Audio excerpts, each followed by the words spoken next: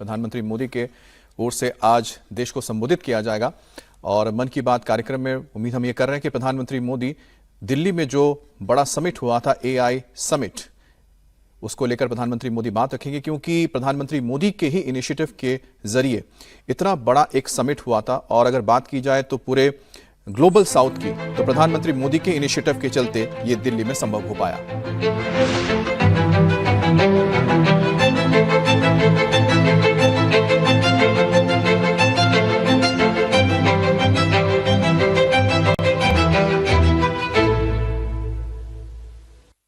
मेरे प्यारे देशवासियों, नमस्कार। मन की बात में आपका स्वागत है, अभिनंदन है। मन की बात देश और देशवासियों की उपलब्धियों को सामने लाने का एक मजबूत प्लेटफॉर्म है। देश ने ऐसी ही उपलब्धि अभी दिल्ली में हुई ग्लोबल एआई इम्पैक्ट समिट के दौरान देखी। कई देशों के नेता, उद्योग जगत के लीडर्स, इनोवेटर्स और स्टार्टअप सेक्टर से जुड़े लोग एआई इम्पैक्ट समिट के लिए भारत मंडपम में एकत्र हुए। आने वाले समय में एआई की शक्ति का उपयोग दुनिया किस प्रकार करेगी, इस दिशा में यह समिट एक टर्निंग पॉइंट साबित हुई है। साथियों, समिट में मुझे वर्ल्ड लीडर्स और टेक सीईओ से मिलने का भी अवसर मिला। एआई समिट की एग्जीबिशन में मैंने वर्ल्ड लीडर्स को ढेर सारी चीजें दिखाई। मैं दो बातों का विशेष रूप से उल्लेख करना चाहता हूं। समिट में इन दो प्रोडक्ट्स ने दुनिया भर के लीडर्स को बहुत प्रभावित किया। पहला प्रोडक्ट अमूल के बूथ पर था। इसमें बताया गया कि कैसे एआई जानवरों का इलाज करने में हमारी मदद कर रही है और कैसे 24/7 एआई असिस्टेंट की मदद से किसान अपनी डेयरी और जानवर का हिसाब रखते हैं। साथियों, दूसरा प्रोडक्ट हमारी संस्कृति से संबंधित था। दुनिया भर के लीडर्स ये देखकर हैरत में पड़ गए कि कैसे एआई की मदद से हम हमारे प्राचीन ग्रंथों को, हमारे प्राचीन ज्ञान को, हमारी पांडुलिपियों को संरक्षित कर रहे हैं, आज की जनरेशन के अनुरूप ढाल रहे हैं। साथियों, एग्जीबिशन के दौरान डिस्प्ले के लिए सुश्रुत संहिता का चयन किया गया। पहले स्टेप में दिखाया गया कि कैसे टेक्नोलॉजी की मदद से हम पांडुलिपियों की इमेज क्वालिटी सुधारकर उन्हें पढ़ने लायक बना रहे हैं। सेकंड स्टेप में इस इमेज को मशीन के पढ़ने लायक टेक्स्ट में बदला गया। अगले स्टेप में मशीन रीडेबल टेक्स्ट को एक एआई अवतार ने पढ़ा और फिर अगले स्टेप में हमने ये भी दिखाया कि कैसे टेक्नोलॉजी से ये अनमोल भारतीय ज्ञान इंडियन लैंग्वेजेस और विदेशी भाषाओं में ट्रांसलेट किया जा सकता है। भारत के प्राचीन ज्ञान को आधुनिक अवतार के माध्यम से जानने में वर्ल्ड लीडर्स ने बहुत दिलचस्पी दिखाई। साथियों, इस समिट में दुनिया को एआई के क्षेत्र में भारत की अद्भुत क्षमताएं देखने को मिली है। इस दौरान भारत ने 3 made in India AI model भी लॉन्च किए। ये अपने आप में अब तक की सबसे बड़ी एआई समिट रही है। इस समिट को लेकर युवाओं का जोश और उत्साह देखते ही बन रहा था। मैं सभी देशवासियों को इस समिट की सफलता की बधाई देता हूं। साथियों, मैं अक्सर कहता हूं, जो खेले वो खिले। खेल हमें जोड़ता भी है। आजकल आप T20 वर्ल्ड कप के मैच देख रहे होंगे। और मुझे पक्का विश्वास है कि मैच देखते हुए कई बार आंखें किसी खास खिलाड़ी पर टिक जाती होंगी। जर्सी किसी और देश की होती है, लेकिन नाम सुनकर लगता है कि अरे ये तो अपने देश का है। तब दिल के किसी कोने में एक हल्की सी खुशी आती है, क्योंकि वो खिलाड़ी भारतीय मूल का होता है और वो उस देश के लिए खेल रहा होता है जहां उसका परिवार बस गया है। वे अपने अपने देशों की जर्सी पहनकर मैदान में उतरते हैं, पूरे मन से उस देश का प्रतिनिधित्व करते हैं। कनाडा की टीम में सबसे ज्यादा भारतीय मूल के खिलाड़ी हैं। टीम के कप्तान दिलप्रीत बाजवा का जन्म पंजाब के गुरदासपुर में हुआ था। नवनीत धालीवाल चंडीगढ़ के हैं। इस लिस्ट में हर्ष ठाकर, श्रेयस मोवा जैसे कई नाम हैं जो कनाडा के साथ साथ भारत का भी गौरव बढ़ा रहे हैं। अमेरिका की टीम में कई चेहरे भारत के घरेलू क्रिकेट से निकले हुए हैं। अमेरिकी टीम के कप्तान मोनांग पटेल गुजरात की अंडर 16 और अंडर 18 टीम के लिए भी खेल चुके हैं। मुंबई के सौरभ, हरमीत सिंह, दिल्ली के मिलिंद कुमार, ये सब अमेरिकी टीम के शान है। ओमान की टीम में आज कई चेहरे हैं जो पहले भारत के अलग अलग राज्यों में खेल चुके हैं। जतिंदर सिंह, विनायक शुक्ला, करण, जय, आशीष जैसे खिलाड़ी ओमान क्रिकेट की मजबूत कड़ी है। न्यूजीलैंड, यूएई और इटली की टीमों में भी भारतीय मूल के खिलाड़ी अपनी जगह बना रहे हैं। ऐसे कितने ही भारतीय मूल के खिलाड़ी हैं जो अपने देश का गौरव बढ़ा रहे हैं, वहां के युवाओं के लिए प्रेरणा बन रहे हैं। भारतीयता की यही तो विशेषता है। भारतीय जहां भी जाते हैं अपनी मातृभूमि की जड़ों से जुड़े रहते हैं और अपनी कर्मभूमि यानी जिस देश में रहते हैं उसके विकास में भी सहयोग करते हैं। मेरे प्यारे देशवासियों, किसी भी माता पिता के लिए अपने बच्चे को खोने से बड़ा दुख कुछ और हो ही नहीं सकता। छोटे से बच्चे को खोने का दुख तो और भी गहरा होता है। कुछ ही दिन पहले हमने केरला की एक नन्ही मासूम आलिन शेरिन अब्राहम को खो दिया है। महज 10 महीनों में वो इस दुनिया से चली गई। कल्पना कीजिए, उसके सामने पूरी जिंदगी थी जो अचानक खत्म हो गई। कितने ही सपने और खुशियां अधूरी रह गई। उसके पेरेंट्स जिस पीड़ा से गुजर रहे होंगे उसे शब्दों से व्यक्त नहीं किया जा सकता है।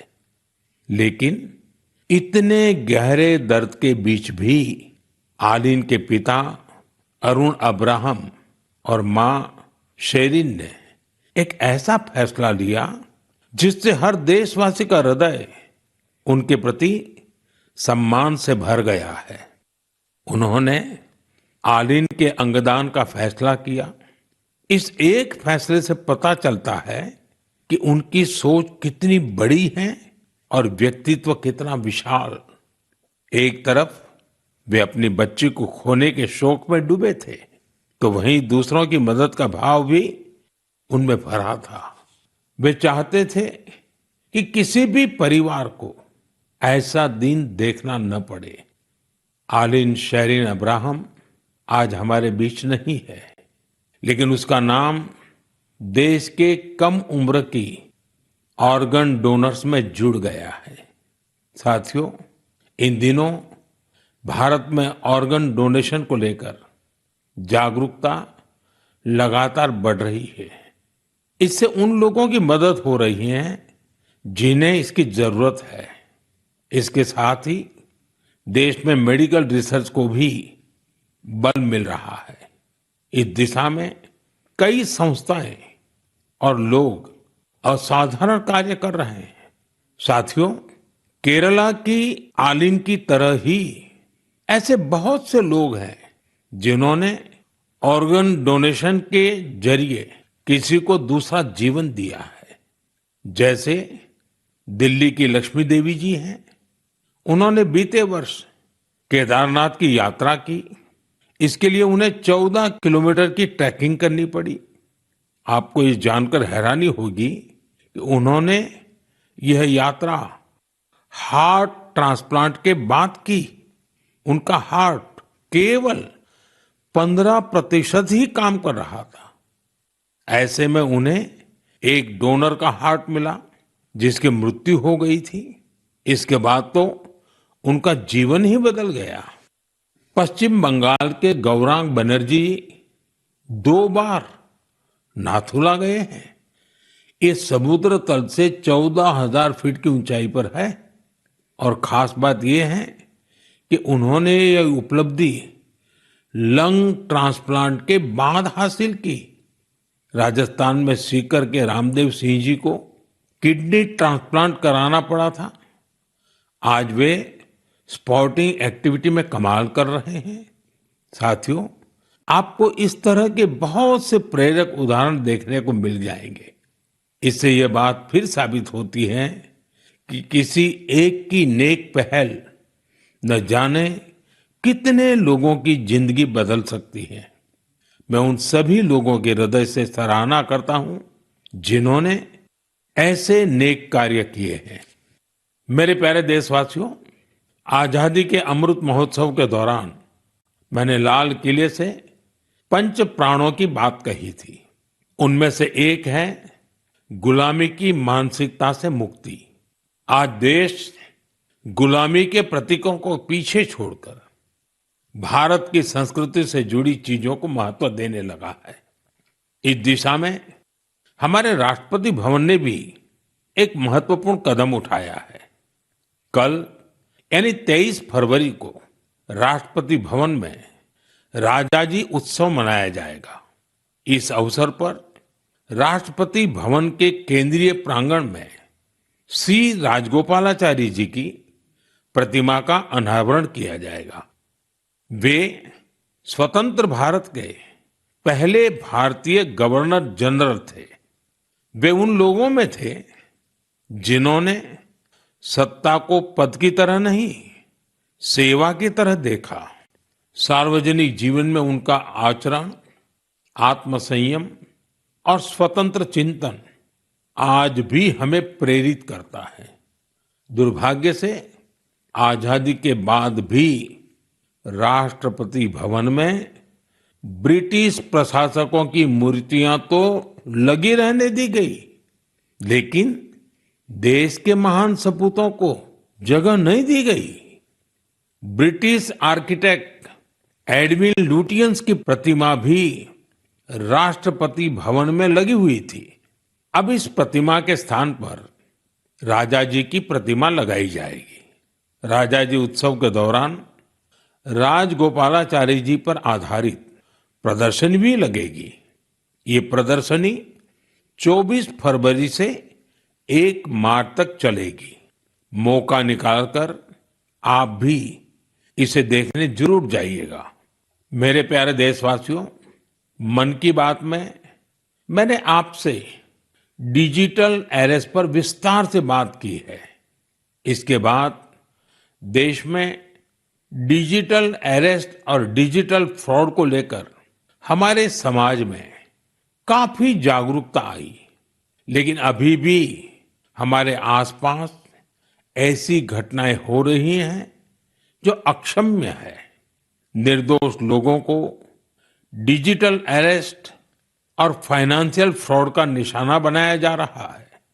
कई बार पता चलता है कि किसी सीनियर सिटीजन की जीवन भर की कमाई ठग ली गई। कभी किसी उन पैसों की ठगी हो जाती है जो उसने बच्चों की फीस जमा करने के लिए बचाए थे। कारोबारियों से धोखाधड़ी की खबरें भी हमें देखने को मिलती हैं। कोई फोन करता है और कहता है मैं एक बड़ा अधिकारी हूं, आपको कुछ डिटेल्स शेयर करनी होगी। इसके बाद भोले भाले लोग ऐसा ही कर बैठते हैं। इसलिए आपका सतर्क रहना, जागरूक रहना बेहद जरूरी है। साथियों, आप सभी केवाईसी, नो योर कस्टमर, यानी अपने ग्राहक को जाने, इस प्रोसेस को तो जानते ही होंगे। कभी कभी जब आपको आपसे बैंक से केवाईसी अपडेट या री केवाईसी करवाने के मैसेज आते हैं तो मन में सवाल उठता है, मैंने तो पहले ही केवाईसी करवा रखी है, तो ये फिर क्यों? मेरा आपसे आग्रह है, झुंझलाइए नहीं। ये आपके पैसे की सुरक्षा के लिए ही है। हम सभी जानते हैं कि आजकल पेंशन, सब्सिडी, बीमा, यूपीआई सब कुछ बैंक खाते से जुड़ा है। इसी वजह से बैंक समय समय पर री केवाईसी करते हैं ताकि आपका बैंक अकाउंट सुरक्षित रहे। हाँ, इसमें भी आपको एक बात याद रखनी है, जो अपराधी हैं वो फर्जी कॉल करते हैं, एसएमएस और लिंक भेजते हैं।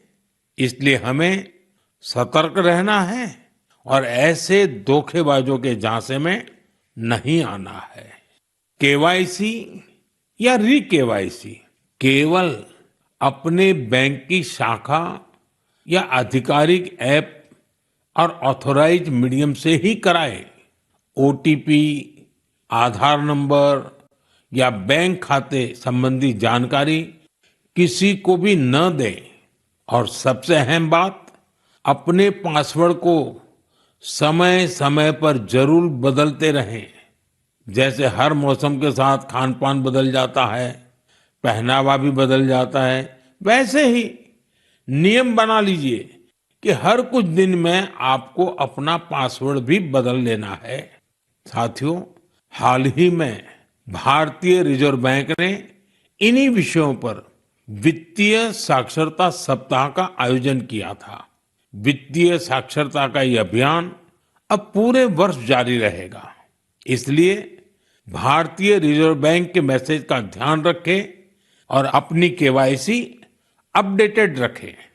याद रखिए, सही केवाईसी, समय पर री केवाईसी, करे खाता सुरक्षित, बने सशक्त नागरिक, क्योंकि सशक्त नागरिकों से ही बनता है मजबूत और आत्मनिर्भर भारत। मेरे प्यारे देशवासियों, हमारे किसान केवल अन्नदाता नहीं हैं, वे धरती के सच्चे साधक हैं। मिट्टी को सोना बनाना क्या होता है, ये कोई हमारे किसानों से सीखे। और हमारा आज का किसान तो परंपरा और टेक्नोलॉजी दोनों को साथ लेकर चल रहा है। और मुझे ये देखकर खुशी होती है कि हमारे किसान अब सिर्फ उत्पादन नहीं, बल्कि गुणवत्ता, वैल्यू एडिशन और नए बाजारों पर भी ध्यान दे रहे हैं। ओडिशा में हिरोत पटेल नाम के एक युवा किसान से जुड़ी जानकारी वाकई बहुत प्रेरक है। करीब 8 साल पहले तक वे अपने पिता शिवशंकर पटेल के साथ पारंपरिक ढंग से धान की खेती करते थे, लेकिन उन्होंने खेती को नए नजरिए से देखना शुरू किया। अपने खेत के तालाब के ऊपर उन्होंने मजबूत जालीदार ढांचा बनाया, उस पर बेल वाली सब्जियां उगाई, तालाब के चारों ओर केले, अमरूद और नारियल लगाए और तालाब में मछली पालन भी शुरू किया। यानी एक ही जगह पारंपरिक खेती भी हो रही है, सब्जी भी, फल भी, मछली भी। इससे जमीन का बेहतर उपयोग हुआ, पानी की बचत हुई और अतिरिक्त आमदनी भी मिली। आज दूर दूर से किसान उनका मॉडल देखने आते हैं। साथियों, केरला के त्रिशूर जिले में एक गांव ऐसा है जहां एक ही खेत में 570 तरह की धान की किस्में लगाई जाती हैं। इसमें स्थानीय किस्में भी हैं, हर्बल किस्में भी हैं और दूसरे राज्यों से लाई गई प्रजातियां भी हैं। ये केवल खेती नहीं, बीजों की विरासत को बचाने का महाअभियान है। हमारे किसानों की मेहनत का असर आंकड़ों में भी दिख रहा है। भारत आज दुनिया का सबसे बड़ा चावल उत्पादक देश बन चुका है। 15 करोड़ टन से अधिक चावल का उत्पादन ये छोटी उपलब्धि नहीं है। हम अपनी जरूरतें पूरी कर रहे हैं और दुनिया की फूड बास्केट में योगदान भी दे रहे हैं। साथियों, अब तो कृषि उत्पाद हवाई मार्ग से भी ज्यादा आसानी से विदेश पहुंच रहे हैं। कर्नाटका के नंजनगुड केले, मैसूरू पान के पत्ते और इंडी नींबू को मालदीव भेजा गया। ये उत्पाद अपने स्वाद और गुणवत्ता के लिए जाने जाते हैं और इन्हें जीआई टैग भी मिला है। आज का किसान क्वालिटी भी चाहता है, क्वांटिटी भी बढ़ा रहा है और अपनी पहचान भी बना रहा है। मेरे प्यारे देशवासियों, पिछले वर्ष इसी समय महाकुंभ की अद्भुत तस्वीरें आपको जरूर याद होगी। संगम के तट पर उमड़ता जनसागर, आस्था का अथाह प्रवाह और स्नान के उस पावन क्षण में जैसे भारत अपनी सनातन चेतना से साक्षात्कार कर रहा था। साथियों, महाकुंभ की वही धारा, वही माघ का महीना, वही श्रद्धा का स्वर जब उत्तर से दक्षिण की ओर बढ़ता है तो एक नई पहचान ले लेता है। साथियों, केरला की धरती पर भारत पूजा नदी के किनारे तिरुनावाया में सदियों पुरानी एक परंपरा रही है, मामंगम। इसे कई लोग महामाघ महोत्सव या केरला कुंभ भी कहते हैं। माघ के महीने में पवित्र नदी में स्नान और उस क्षण को जीवन का अमिट स्मरण बना लेना, यह इसकी आत्मा है। समय के साथ यह परंपरा जैसे ओझल हो गई थी। करीब 250 वर्षों तक यह आयोजन उसी भव्यता में नहीं हुआ था जैसे पहले हुआ करता था। लेकिन आज अपनी विरासत को फिर से पहचान रहे हमारे देश में इतिहास ने फिर करवट ली है। इस बार बिना किसी बड़ी घोषणा के केरला कुंभ का सफल आयोजन हुआ। लोगों ने इसके बारे में एक ने दूसरे को बताया, कानों कान बात पहुंचती गई और देखते ही देखते श्रद्धालु तिरुनावाया पहुंचने लगे। साथियों, महाकुंभ हो या केरला कुंभ, ये केवल स्नान का पर्व नहीं है, यह स्मृति का जागरण है, यह संस्कृति का पुनर्स्मरण है। उत्तर से दक्षिण तक नदियां भले अलग हो, किनारे भले अलग हो, पर आस्था की धारा एक ही है, यही भारत है। साथियों, हमारे देश में ऐसे लोग हमेशा जनता के दिलों में बसे रहते हैं, जिन्होंने समाज के कल्याण के लिए काम किया होता है, जिन्होंने अपने नेक कार्यों में जनता को प्राथमिकता दी होती है। अम्मा जयललिता जी ऐसी ही एक लोकप्रिय लीडर थी। 24 फरवरी उनके जन्मदिन का अवसर होता है। तमिलनाडु के लोगों का उनसे लगाव कितना गहरा था, यह मुझे आज भी राज्य के दौरे में दिखता है। अम्मा जयललिता जी का जिक्र होते ही तमिलनाडु के लोगों के चेहरे खिल उठते हैं। हमारी नारी शक्ति का जुड़ाव तो उनसे और विशेष रहा है। ऐसा इसलिए भी है क्योंकि सरकार में रहते हुए उन्होंने माताओं, बहनों और बेटियों के लिए कई सराहनीय प्रयास किए। राज्य में कानून व्यवस्था को दुरुस्त रखने के लिए भी उन्होंने बहुत ठोस कदम उठाए थे। देशभक्ति की भावना उनमें कूट कूट कर भरी थी। इसके साथ ही भारत की सांस्कृतिक विरासत पर उन्हें बहुत गर्व था। अम्मा जयललिता जी के साथ हुई हर मुलाकात, हर प्रकार की बातचीत मेरे मन में आज भी ताजा है। वे गुजरात में 2002 और 2012 में हुए मेरे 2 शपथ ग्रहण समारोह में भी शामिल हुई थी, जब हम दोनों अपने अपने राज्य में मुख्यमंत्री थे। तब गुड गवर्नेंस जैसे विषयों पर अक्सर हमारे बीच बातचीत होती रहती थी। उनकी सोच बिल्कुल स्पष्ट थी और विचार बेहद सुलझे हुए। यह उनकी एक बड़ी खासियत थी। कई वर्ष पहले उन्होंने पोंगल के पावन अवसर पर मुझे लंच के लिए चेन्नई आमंत्रित किया था। स्नेह से भरा उनका वो भाव मेरे लिए अविस्मरणीय रहेगा। एक बार फिर मैं उन्हें विनम्र श्रद्धांजलि अर्पित करता हूं। जयललिता अवरगड़क येन निनयवांजलिगल समुदाय तीर्क अवर अट्रिय सेवई एंड्रुम निनयविल इरुक्कुम।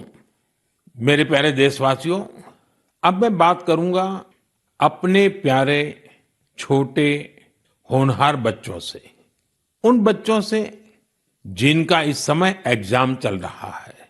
मुझे उम्मीद है आपने इस महीने की शुरुआत में परीक्षा पे चर्चा देखी होगी और आपको उससे कुछ सीखने को भी मिला होगा। लेकिन मैं फिर भी पूछूंगा, पढ़ाई की ज्यादा टेंशन तो नहीं ले रहे ना आप? मेरे प्यारे बच्चों, आप तो एग्जाम वॉरियर है। मुझे विश्वास है आप सभी पूरे मन से इम्तिहान की तैयारियों में लगे होंगे। हाँ, ऐसे समय में मन में थोड़ी शंका आना भी स्वाभाविक है। कभी लगता है सब याद रहेगा या नहीं रहेगा, कभी लगता है समय कम तो नहीं पड़ जाएगा ना।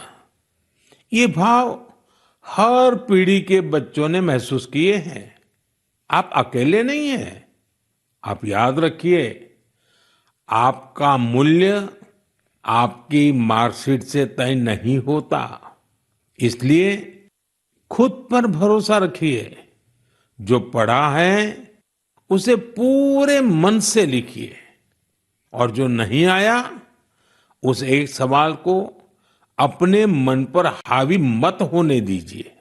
और एक बात, अपने माता पिता और शिक्षकों से बात करते रहिए। वे आपके नंबरों से नहीं, आपके प्रयास से आपकी पहचान करते हैं। वो आपकी मेहनत से खुश रहते हैं। मुझे पूरा भरोसा है कि आप परीक्षा में भी सफल होंगे और अपने जीवन में भी सफलता की नई ऊंचाई प्राप्त करेंगे। साथियों, इन दिनों रमजान चल रहा है। मैं इस पवित्र महीने के लिए सभी को शुभकामनाएं देता हूं। कुछ ही दिनों बाद होली का पर्व भी आ रहा है, यानी रंग, गुलाल और हंसी खुशी से भरा समय दस्तक देने वाला है। आप सभी अपने परिवार और अपनों के साथ खुशी के साथ सारे त्योहार मनाएं।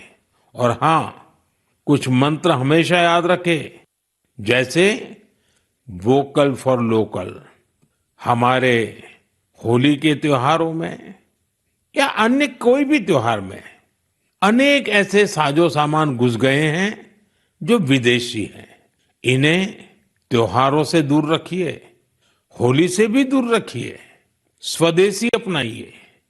जब आप स्वदेशी खरीदते हैं तो देश को आत्मनिर्भर बनाने के अभियान में भी मदद करते हैं। साथियों, मुझे हर महीने मन की बात के लिए आपके ढेरों सुझाव मिलते हैं।